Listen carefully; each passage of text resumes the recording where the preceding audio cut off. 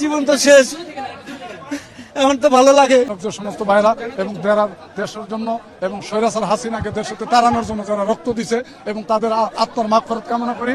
আমারও সমস্ত ভাইদের জন্য দোয়া করি, যারা বিডিআর ভাইরা আমাদের মতো নির্দোষ জেলে আছে এবং যারা কারাগারে আছে, প্রত্যেকটি ভাই যেন আমাদের মুক্তি পায়। আমরাও মুক্তি পাইছি, আমরাও সমস্ত ভাইদের মুক্তি চাই। বছর কাছে কিরম আর লাগবে, বিনা অপরাধে জেল কাটছি, বিনা অপরাধে জেল থেকে জেল কাটছি 16টা বছর। জীবন তো শেষ, এখন তো ভালো লাগে ইনশাল্লাহ। স্ত্রী, আত্মীয় স্বজন, ছেলে মেয়ে সবাইকে দেখতেছি, এখন তো ভালো লাগবেই খোলা বাতাসে। এতদিন পরে জড়াই ধরলেন, কেমন লাগলো? অনেক ভাই, ভাষা প্রকাশ করার মতো না, না পাওয়া জিনিস ফিরাই পাইছি ভাই।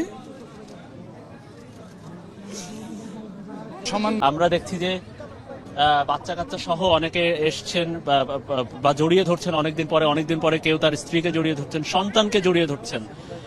আসলে এটা আসলে ভাষায় প্রকাশ করার মতো না যে হত্যা মামলা থেকে খালাসপ্রাপ্ত হওয়ার পরেও তারা দীর্ঘদিন ধরে বিনা অপরাধে তারা কারাবরণ করছিলেন, সবশেষ তারা এই যে মুক্তি পেলেন। পাইছেন ছেলেরে? আমি কুমিল্লা ক্যান্টনমেন্টে যাবো। জি ছেলেরে পাইছেন? হ্যাঁ জি, ছেলেরা পাইছে। হ্যাঁ জি জি, আমার 1 বছর চাকরি নিয়েছে না, বললেন আমাকে বলছে বলে রাজু কিছু। আমি বলছি কলেজে গেছো তুমি, ওই বা কর্মকর্তা কর্মচারী কেন? আবার দেন, আমি যদি চাকরি না যাই কোটা তো আর খালি থাকবে না, কোনো মায়ের বুট না কোনো মায়ের বুট আসবে। ছেলে আমাকে পাইয়ে খুব আনন্দ লাগতেছে। ছাত্র আন্দোলন এবং ডক্টর ইউনূস সাহেবের অসংখ্য ধন্যবাদ। ওনারা না আসলে জীবনে আমি ছেলে পাইতাম না। ছেলে হারাই গেছিল, কোনো দাম পাইতাম না আমরা। তার আগেও যে অনেক দূরে থেকে সাক্ষাৎ হতো, প্রায় 2-3 হাত দূরে থেকে সাক্ষাৎ হতো, দূরে থেকে কথা বলতো। এখন আজকে বাবারে এভাবে জলে হাত দিয়ে ধরতে পারছি, পরে ধরলাম। 16 বছর পার হয়ে গেল। 16 বছর পার হয়ে গেলে যখন আমার চাকরি 30 বছর, তখন সারা বাংলাদেশে যে 18,500 বিডিআর আমরা চাকরিচ্যুত হয়েছে, ওরা তো সন্তান স্ত্রীর কাছে ছিল, ওদের কষ্টটা একটু কম হলেও তারাও বিভিন্ন জায়গা লেবারগিরি করে এমনকি চাকরি। তাই এই দেশবাসীর কাছে সবার কাছে আমার আকুল আবেদন, আমরা জেলে যারা নিরপরাধ তাদেরকে মুক্তি, এবং অনেকে হুইল চেয়ার নিয়ে হাঁটতেছে, দেখেন জেলের ভিতরে কষ্টে আছে এবং অনেক লোক মারা গেছে।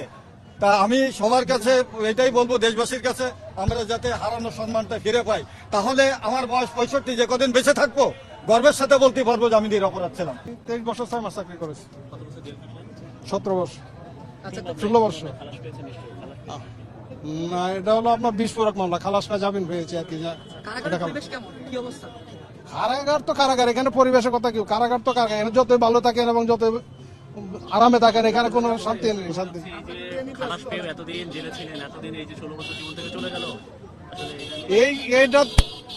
এটা তো বুঝে আপনাকে বোঝানো যাবে না, বলে বোঝানো যাবে না যে কি কষ্ট, কি জ্বালা জেলখানার ভিতরে, এটা আপনাকে বলে বোঝানো যাবে না। আমরা চাই এই যে সরকার আমাদের পরিকল্পিতভাবে আমাদের জেল খাটিয়েছে, তার জন্য সঠিক শাস্তি এবং সঠিক বিচার হয়। এই যে ফ্যামিলির সাথে এতদিন পরে দেখা হবে, বাড়ি যাবেন, তাই না? বাড়ির খাবার খাবেন, তো এটা তো অনুভূতি অন্যরকম, এটা তো বলতে বোঝানো যাবে না আপনাকে, এটা অনুভূতি অন্যরকম। যখন শুনছি যাবেন হয়েছে, তখন তো কি একটা অনুভূতি, এটা আর বলে বোঝানো যাবে না ভাই।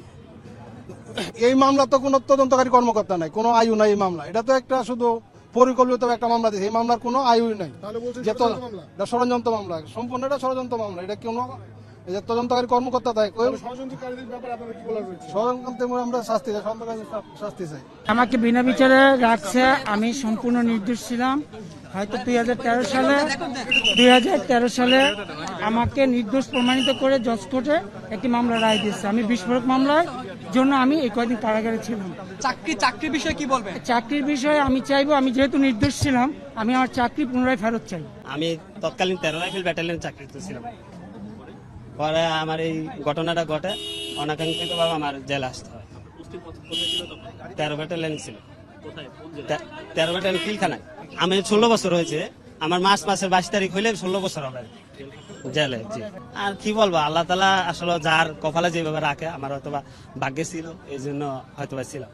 আমার আর কিছু বলার নেই, আপনারা দোয়া করবেন আমি যেন আল্লাহ তাআলা কল্যাণের সহিত বাড়িতে যাইতে পারি, মা ভাই বোনদের কাছে যেতে পারি। আমি 57 জন অফিসার, আমাদের দেশপ্রেমী অফিসার শহীদ হয়েছেন, তাদের স্মরণ করছি। তাদের আত্মার মাগফিরাত কামনা করছি।